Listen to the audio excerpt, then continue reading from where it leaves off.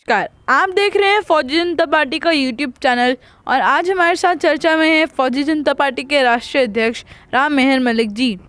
आज किसानों को बॉर्डरों पे डटे 84 दिन पूरे हो गए हैं, तो हमारे दर्शकों को बताइए कि गर्मियां भी आ गई हैं, तो किसानों की गर्मियों के लिए क्या तैयारी है? देखिए, किसानों ने अब ये हर सीज़न के लिए अपनी तैयारी कर ली है, क्योंकि ये तो समझ गए हैं। वो जिस दिन आए थे उनको ये लग रहा था भाई पहले हम हरियाणा पंजाब में आंदोलन कर रहे थे, शायद सरकार को दिखाई भी नहीं दी, आवाज़ सुनाई नहीं दी, तो वो नज़दीक आना चाह रहे थे। तो नज़दीक रास्ते में काफ़ी बदतमीजियाँ इनके साथ की गई, बड़ी दुर्घटनाएँ इनके बीच में मतलब वो बाधाएँ वगैरह डाली गई।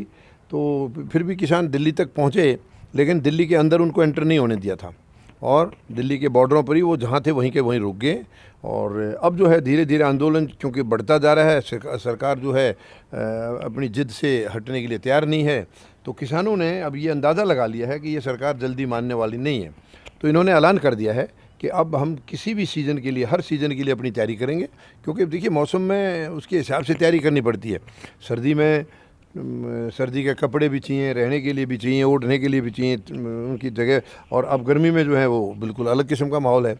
तो इन्होंने अभी गर्मी जैसे कि ऑलरेडी शुरू हो चुकी है, कुछ सर्दी काफ़ी हद तक ख़त्म हो गई है, तो किसानों ने अभी पूरी गर्मी के लिए अच्छी तरह तैयारी शुरू कर दी है। बहुत सारे किसान ऐसे हैं जो समर्थ हैं, यानी इकोनॉमिकली साउंड हैं, तो वो अपने घरों से ही अपने पैसे से लगा के और कूलर, एसी, फ्रिज वगैरह ऑलरेडी आ गए हैं बॉर्डरों पर, ये लगा दिया है उन्होंने, शुरू कर दिया है।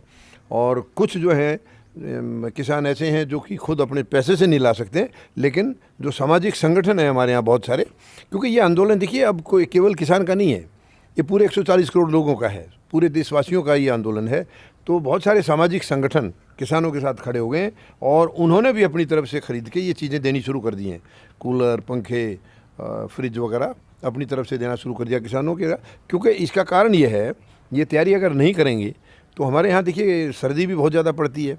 गर्मी भी बहुत पड़ती है, तो कड़ाके की गर्मी हो जाएगी तो बहुत लोगों से बर्दाश्त नहीं होगी गर्मी, तो फिर आंदोलन छोड़ के चले जाएंगे, दिक्कत होगी और आंदोलन ये लंबा चलेगा।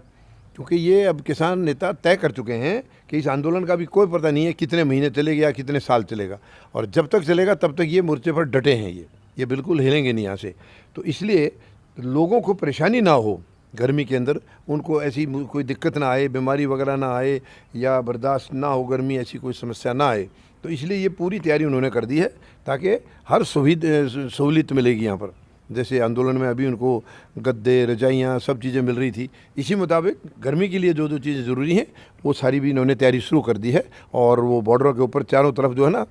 काफ़ी सामान आ चुका है, और धीरे धीरे जैसे जैसे ये इस महीने अंत तक मेरे ख्याल से ये सर्दी शायद बिल्कुल ख़त्म हो जाएगी, तो इस महीने के अंत तक और सामान भी आ जाएगा, और सामान भी आ जाएगा। जैसे भी इनके ऊपर जो है ये सर्दी के जो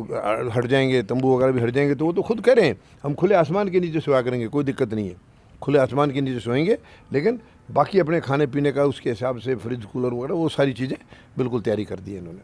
तो आपने शुरुआत में कहा था कि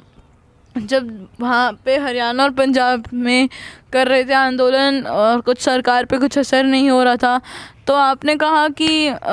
जब वो दिल्ली आ रहे थे तो बहुत सारे उनके रास्ते में बाधाएं डाली गई, तो हमारे दर्शकों को बताइए कि वो क्या बाधाएं थी? बाधाएं मतलब जैसे कि पंजाब से जैसे ही निकले थे तो रास्ते में हरियाणा की सरकार ने गड्ढे खोद दिए, सड़कों में गड्ढे खोद दिए और इनके ऊपर पानी की बौछारें की गई हैं, बैरिकेड लगा दिए गए हैं, और कई बार कई जगह तो लाठीचार्ज भी किया गया है। तो इस किस्म की बाधाएं पैदा की, लेकिन किसानों ने किसी बाधाओं को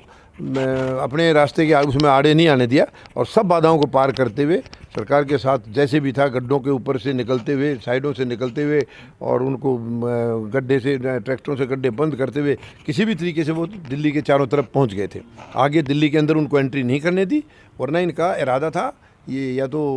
जंतर मंतर पर जाके बैठते या फिर रामलीला मैदान में, मगर सरकार ने चारों तरफ से इनको कहीं एंट्री नहीं होने दी, तो ये जहाँ भी थे वहीं पर बैठ गए सरहदों के ऊपर, यानी हरियाणा के बॉर्डर जहाँ आकर के दिल्ली से लगते हैं बॉर्डरों के ऊपर ये तैनात हो गए और वहीं से अपना आंदोलन लगातार चला रहे हैं। लगातार बारिश, ठंड कितनी कड़ाके की थी, और अब मौसम चेंज हो रहा है, तो इसलिए मौसम की गर्मी के हिसाब से वो पूरी तैयारी अपनी ऑलरेडी शुरू कर दी है उन्होंने। आज के लिए इतना ही। आप देख रहे हैं फौजी जनता पार्टी का यूट्यूब चैनल। धन्यवाद। धन्यवाद। जय जवान,